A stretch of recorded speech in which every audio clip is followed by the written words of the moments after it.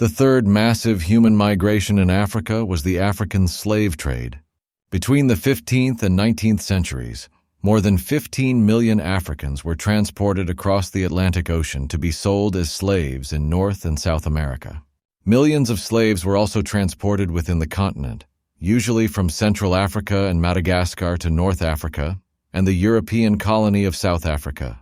Millions of Africans died in the slave trade. Most slaves were taken from the isolated interior of the continent. They were sold in the urban areas on the West African coast.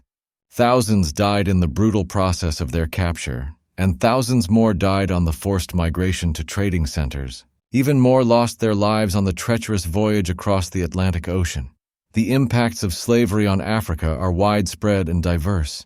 Computerized calculations have projected that if there had been no slave trade, the population of Africa would have been 50 million instead of 25 million in 1850. Evidence also suggests that the slave trade contributed to the long-term colonization and exploitation of Africa. Communities and infrastructure were so damaged by the slave trade that they could not be rebuilt and strengthened before the arrival of European colonizers in the 19th century.